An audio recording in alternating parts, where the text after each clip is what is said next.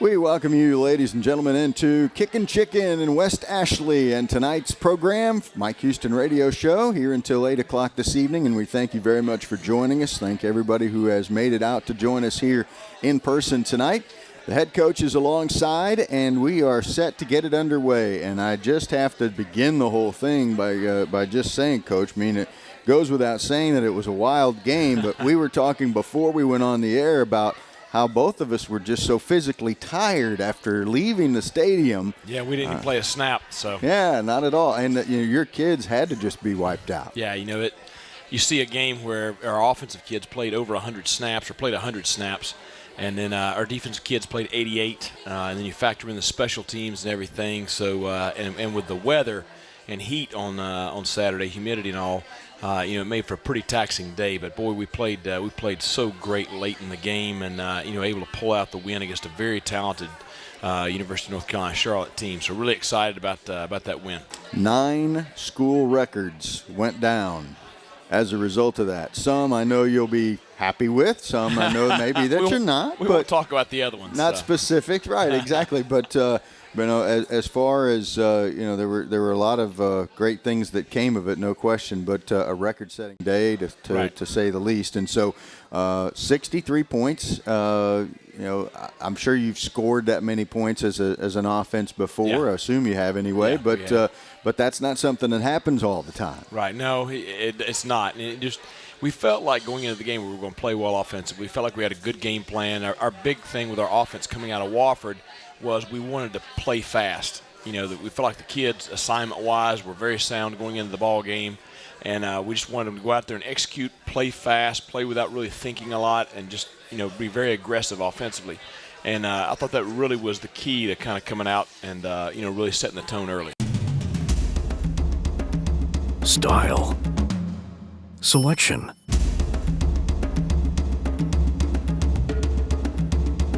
service.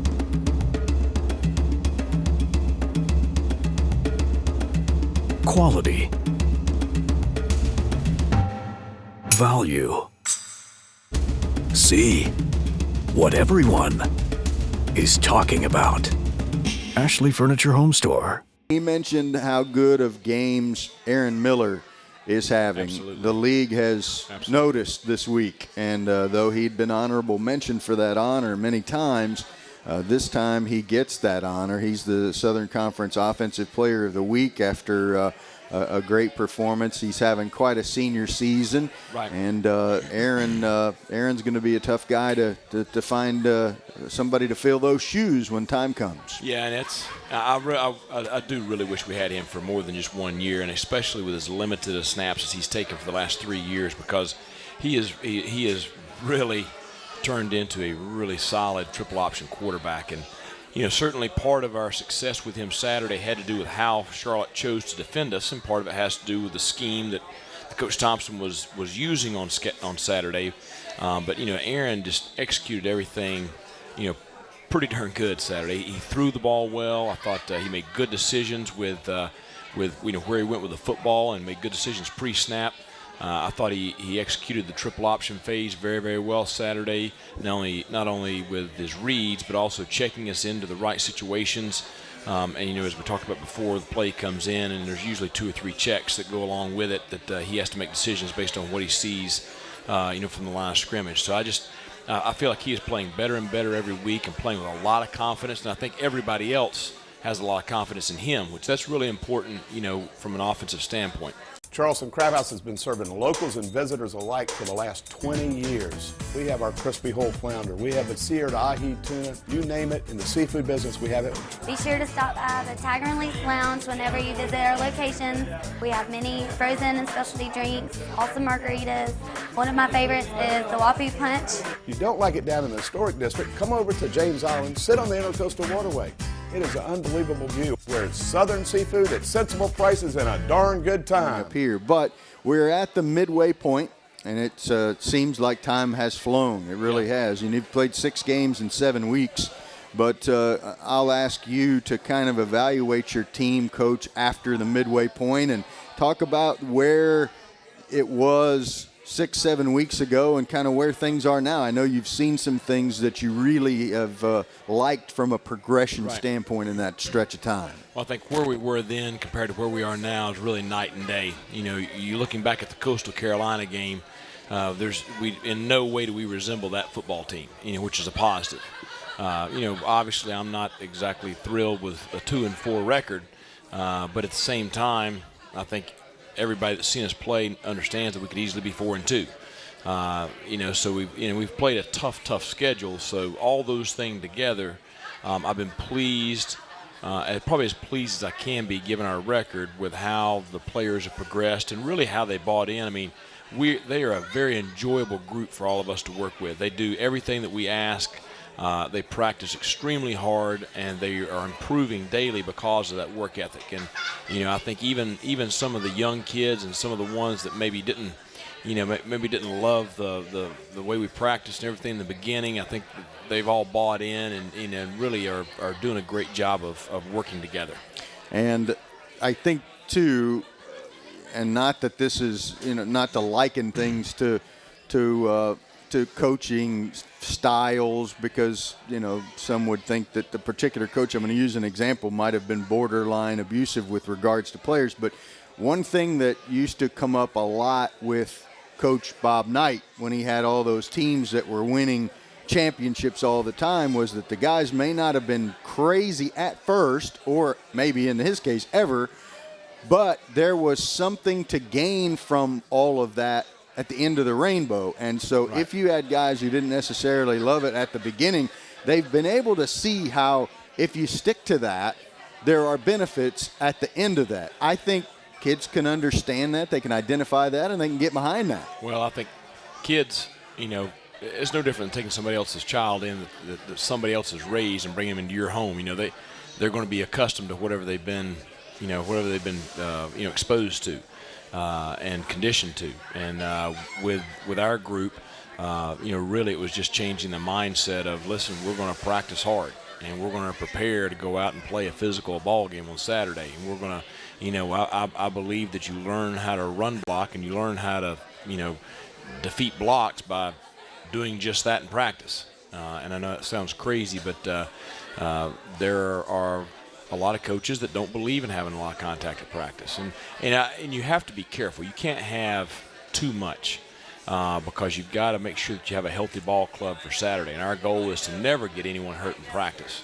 And if we have injuries or whatever that are obviously going to occur, that those occur in ball games. So we try to do it with a certain tempo that doesn't have a lot of people on the ground and stuff like that.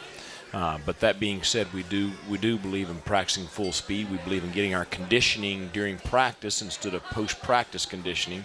So we practice with a really up-tempo pace, with everything we're doing throughout the practice. And you know, like I said, the kids have bought into that.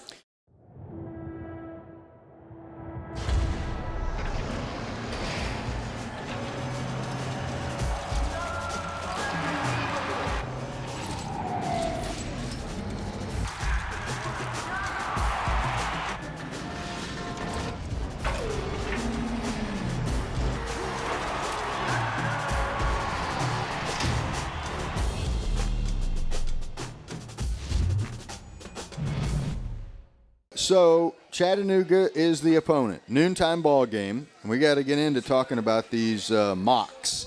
And a veteran quarterback, a solid running back, good receivers with speed. Right. This sounds like a lot of teams you've played this year. You know, there's a reason why they were picked preseason to win the league. You know, Jacob Huseman, the quarterback, actually happens to be the head coach's son. This is his third year starting. He was the offensive player of the year in the league last year. Dual threat guy who, you know, is a good thrower, but I actually think he's a better runner. I mean, he would be great in our offense with as explosive as he is. But he's a very competitive kid and a good playmaker, and he has a lot of tools around him. You know, the tight end is a preseason All-American, two-time first-team All-Conference. The wide receiver Tommy Hudson is has game-breaking speed and very explosive, and then the running back 22 Keon Williams was preseason first team All Southern Conference. So a very potent offense there. No choice. Well, you have said this week that you think Chattanooga is the best defense in the league. Why? Well, it starts with Davis Tull. I mean, he's two-time reigning Defensive Player of the Year in the league. He's the first player to have that honor since Dexter Coakley, who had a better-than-average career at Appalachian State and then with the Dallas Cowboys. And he's got a third year coming up where he's having an outstanding season this season also. But not only him, you have some other veteran guys like Josh Freeman there on the defensive line. I think their Mike linebacker is third in the Southern Conference in tackles right now. They have several other guys that are, preseason first team all conference. They have a JUCO transfer at corner who's an outstanding player. So, they just have a lot of speed, a lot of talent. I think they run a very, very sound scheme. And Coach Huseman has a defensive background, does a great job, with that side of the ball. So, I think we'll definitely be tested on Saturday. Chattanooga is 3-3. They're 2-0 in the league. They dropped their first 2 games, but have won 3 of their last 4. They opened the season with a 20-16 setback at Central Michigan. That is a MAC team that is FBS. Followed it up with a 26-23 overtime loss to then 9th-ranked Jacksonville State. Won easily at Austin Peay 42-6. Scored Southern Conference home wins over Samford 38-24 and VMI 55-7. Last week they went to Knoxville and were thumped by Tennessee 45-10. They're multiple offense, 303 yards a game, 163 on the ground, 140 through the air, and they score 31 points a ball game. And their time of possession is just a shade under 30 minutes, 29-53. Huseman has thrown 8 TDs, 5 interceptions, completes 63% of his passes, and he's the second leading rusher on the team with 303 yards and 4 touchdowns so far this year. Coach talked about Keon Williams. They also have a great receiver named C.J. Board. They're a multiple defensive ball club. Top tackler's name is Muhasabi Wakil. Davis Tull is awfully good as well, and the turnover margin at +3. So that's just a little bit about what they do from a statistical perspective. Last year's ball game and a lot of the games in the series have been very close. In fact, Jacob Huseman scored a touchdown with 2:02 remaining in last year's game in Chattanooga to win the game 28-24. And so these two teams have played each other a ton. It is the Citadel is the team that Chattanooga has played the most in its history, and they get together again this week for the 48th meeting. There have been streaks where they win a few and the Citadel wins a few, and so it's a pretty good little rivalry. And regardless of where they are picked in the league, they always seem to be right there in the games. They seem to be tight when they play the Citadel. Right. Yeah. Look at the series. That's been the case. I don't know exactly why, but it's my first time with this certain matchup right there. But I certainly think that this is going to be a game just like the ones have been recently, where it's a very good matchup coming in, and I think it'll be a close game that hopefully we have a chance late in the game to pull out a win, and we're going to have to play very, very well in order to have that opportunity.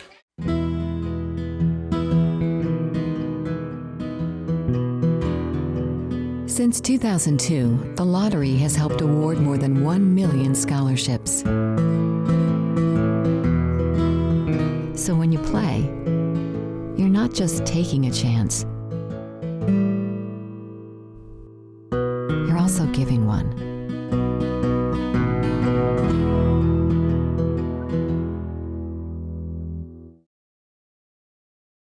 I watched the Samford game, and really they got after Samford pretty good from the offensive side of the ball. I think they scored 38 points. I think they 50 or so against VMI. Yeah. And then the Austin Peay game, somewhere in the 40s. So when you look at the games against FCS opponents outside of Jacksonville State, which is one of the best, they've played pretty well offensively. So, and Samford was one of the teams that made the playoffs last year, right. And so that's a pretty good situation where that is concerned. And so they have been a solid ball club. Back to them in just a couple of moments, but I had an opportunity with the 2 young men that you brought to practice or to the press conference yesterday. Happened to notice rings on each of their fingers. Yeah. And so I asked if those rings came during Friday's ceremonies, and in each case, Aaron Miller and Cam Mobley, they had. Yeah. And they weren't the only ones. And No. so I know that sometimes, because I spoke with Maurice Drayton about it prior to the ball game in the segment we do with him about what that experience is like, Right. what it's like on the weekend that you're playing, because he's obviously uniquely qualified to answer that question. Right. And so what did you see among the guys who got those rings, and how do they put it in perspective with regards to game weekend? It didn't seem to derail anybody with the big win. And really, we talked about it early in the week, and I had those guys. I met with them, and I talked about what a significant achievement it was in their life to receive their Citadel ring, because it is. I mean, it's it's a special place, and it not for everybody. And the guys that graduate from there, are certainly prepared to be highly successful in life. And so there's a lot of significance that comes to receiving that ring.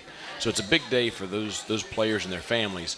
But we talked about, yes, it's a significant achievement. At the same time, we've got to be able to compartmentalize everything so that we keep our focus on the ball game Saturday, because that's certainly a significant part of their life also, because they're going to always remember Parents' Weekend, their senior year, the weekend they received their ring. They'll remember that football game. And, thankfully I can say that, those guys that got their ring on Friday probably played as well as anybody on our roster on Saturday. And so I think, they'll be able to look back on that weekend with a couple of, great memories, 20, 30 years from now. So. And you touched on some of the things that you're looking at as with regards to mid-season type of a thing, and you've seen great growth and things of that nature. But there were things that were of concern to you. Sure. That I'll ask specifically about. For example, I know that you didn't feel like your experience level perhaps was as good as you wanted it to be in your secondary. Right. And so where do you feel about where that unit is right now halfway home? With each play, they're getting more experienced, and so they're learning weekly and coming along. And I told Shy Phillips, our freshman corner, who's been playing a little bit the last couple of weeks, I said, in a couple of years you're going to be a pretty good player. And he kind of looked at me, and I knew what he wanted to say. Hey, Coach, I want to be a pretty good player right now, but there's no substitute for experience, and that's just something that you gotta weather through when they're young. But certainly he and Devontae Delaney and Cody Richardson are coming along. Malik Phillips is playing better and better each week to go along with Nick Willis, who started last year, and then Walker Smith, is the lone senior in that group back there that he and Julian Baxter that are providing some of that older leadership there. Walker Smith has been a snake-bitten guy. He's had 2 really bad pass interference calls against him. I don't blame him this for year. the last one Saturday. Now that one he was flat beat, and I've told him I'd rather you tackle him than give up a touchdown, and it would have been against Austin Dukes there. So not that you ever won a penalty, but certainly at that point I think that was a wise decision of his.